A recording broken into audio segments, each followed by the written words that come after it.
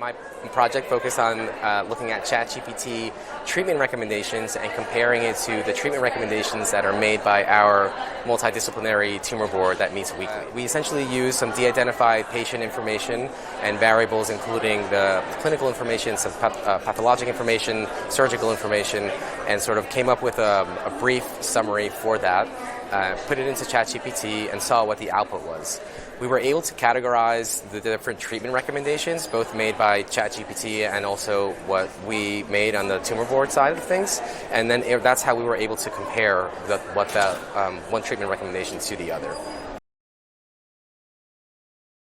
So it's important to note that the responses that ChatGPT provides are not very specific. So they will provide a broad overview as to say this patient should have chemotherapy within the large summary that it provides, either like chemotherapy or radiation, chemoradiation, immunotherapy.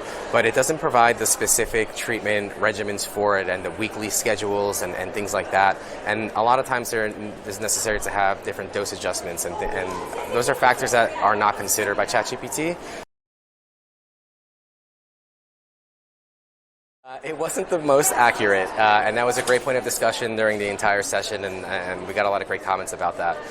The total agreement proportion was roughly around 44% for the entire cohort, and we looked at it was approximately 114 patient cases for that.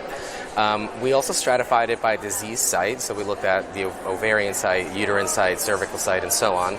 And we saw that we had the most number of patients for endometrial and ovarian, and less so for the others, including cervix and vulva.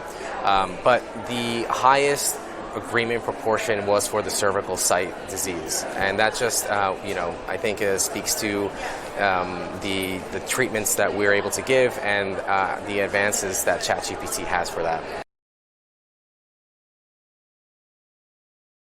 We see this technology continuing to improve, continuing to evolve, and ChatGPT is just one large language model AI system. There are a lot of others that are up and coming and are competing essentially with ChatGPT in their thoroughness and to able to produce outputs. So it'll be interesting to see if any of those will be more medical focused or be able to at least obtain some up-to-date medical information. But at the end of the day, right now, these treatment recommendations definitely need the human touch. We need to be able to evaluate this. A patient is more so than just a brief summary. There's a lot of other factors to consider, but it's exciting to see what will happen next.